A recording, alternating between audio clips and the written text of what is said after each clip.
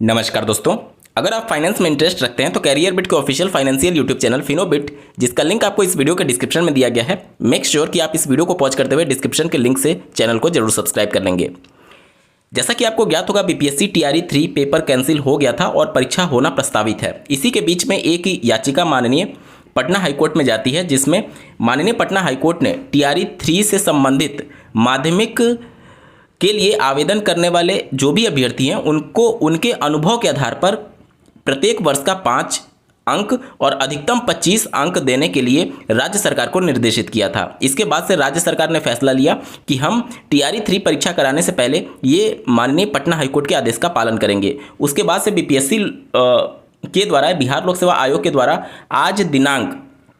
आप स्क्रीन पर नोटिस देख पा रहे होंगे, 3 जून 2024 को एक पब्लिक नोटिस जारी की गई है, जिसमें यह कहा गया है, देखिए उसी माननीय पटना हाईकोर्ट का जिक्र करते हुए यहाँ पर बातें लिखी गई हैं। दिनांक 29 मई के तहत पारित आदेश शिक्षा विभाग के संकल्प संख्या 25/1/2018 के तहत सेवा में लिए गए वैसे अतिथि शिक्षक जो बिहार राज्य विद्यालय अध्यापक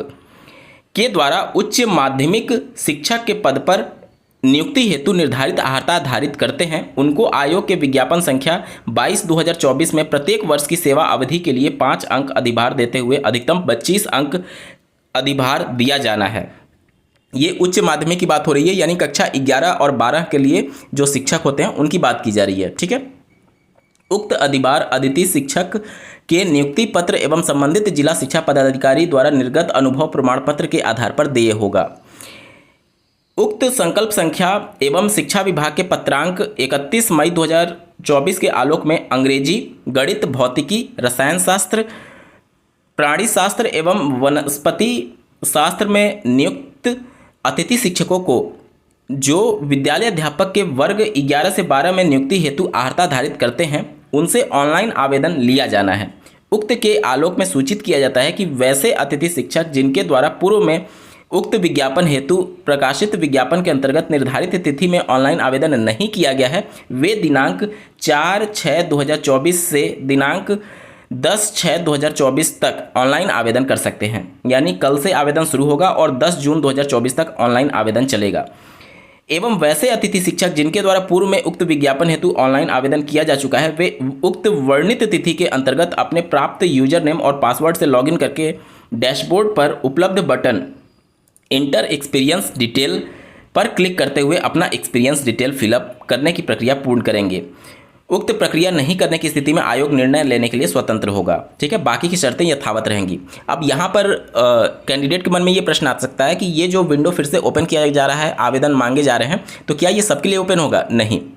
ये सिर्फ उच्च माध्यमिक विद्यालय के लिए जो पद विज्ञापित किए गए थे, उसमें अगर कोई कैंडिडेट अभी तक आवेदन नहीं किया था और अतिथि शिक्षक है, बिहार में ऑलरेडी शिक्षक है अतिथि शिक्षक के तौर पर, तो वो फिर से वहां पर आवेदन कर पाएंगे। यानी कि टीआरई 3 में उन्होंने आवेदन नहीं किया था, फिर भी वो आवेदन कर पाएंगे अगर वो अतिथि शिक्षक हैं तो कक्षा 11-12 में जो विषय ऊपर मेंशन किए गए हैं। और अगर कोई अतिथि शिक्षक ऑलरेडी आवेदन कर दिया है तो उनको दोबारा आवेदन करने की जरूरत नहीं पड़ेगी, लेकिन वहां पर जाकर के उनको जो एक्सपीरियंस के लिए एक टैब दिया गया है इंटर एक्सपीरियंस डिटेल, उस पर क्लिक करके आपको आपका एक्सपीरियंस भरना होगा कि आपको कितने साल का अनुभव है। प्रत्येक साल के हिसाब से 5 अंक का यहाँ पर अधिभार दिया जाएगा और अधिकतम 25 अंक का अधिभार दिया जाना प्रस्तावित है। तो ये बहुत उनके लिए बेनिफिशियल होगा, क्योंकि ये डायरेक्टली आपके मेरिट में जुड़ेगा। तो आप जो फ्रेश कैंडिडेट हैं, जो कि अतिथि शिक्षक नहीं है, उनसे कहीं आगे निकल जाएंगे। तो ये आप जरूर कर लीजिएगा अगर आप गेस्ट टीचर हैं बिहार में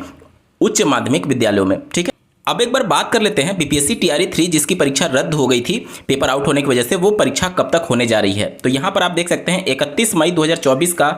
बीपीएससी के जो सचिव हैं उनके द्वारा पत्र लिखा गया था सभी जिला के पदाधिकारी के लिए। ठीक है, यहाँ पर विषय देख सकते हैं, शिक्षा विभाग एवं अनुसूचित जाति जनजाति कल्याण विभाग के अंतर्गत विद्यालय अध्यापक नियुक्ति प्रतियोगिता पुनर्परीक्षा टीआरई 3 की बात की जा रही है, जिसमें प्राइमरी भी है, अपर प्राइमरी भी है, टीजीटी भी है और पीजीटी भी है, यानी माध्यमिक और उच्च माध्यमिक सभी पदों के लिए यहाँ पर बात की जा रही है। यहाँ पर कहा जा रहा है कि आयोग का जो पत्रांक है 19/4/2024 वाला, उसके प्रसंग के तौर पर यहाँ पर बातें ये कही जा रही हैं कि उपयुक्त पत्र के संबंध में निर्देशानुसार कहना है कि विद्यालय अध्यापक नियुक्ति प्रतियोगिता पुनर्परीक्षा का आयोजन की संशोधित तिथि 27 जून 2024 से 30 जून 2024 तक एकल पाली में निर्धारित की गई है। यानी कि आपकी जो परीक्षा है, चाहे आप प्राइमरी के लिए एलिजिबल हो, अपर प्राइमरी के लिए एलिजिबल हो, माध्यमिक के लिए एलिजिबल हो या फिर उच्च माध्यमिक, सबकी जो परीक्षा है वो 27 जून से लेकर के 30 जून 2024 के बीच में होना प्रस्तावित है। ठीक है। उक्त परीक्षा के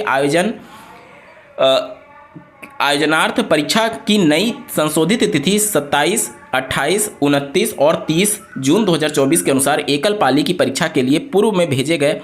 आवासान को संपुष्ट करते हुए दिनांक 6 जून 2024 तक आयोग को भेजने की कृपा की जाए, जिससे कि परीक्षा का आयोजन ससमय किया जा सके। परीक्षा के सुचारू रूप से संचालन हेतु आयोग के मापदंड के अनुसार शैक्षणिक संस्थानों का चयन कर परीक्षार्थियों के लिए सुविधापूर्ण बैठने हेतु लगभग 2 वर्ग मीटर प्रति परीक्षार्थी का स्थान निर्धारित हो तथा यह भी सुनिश्चित किया जाए कि उक्त तिथि को कोई शिक्षण संबंधी कार्य एवं अन्य शिक्षण आयोजित ना हो। तो यहाँ पर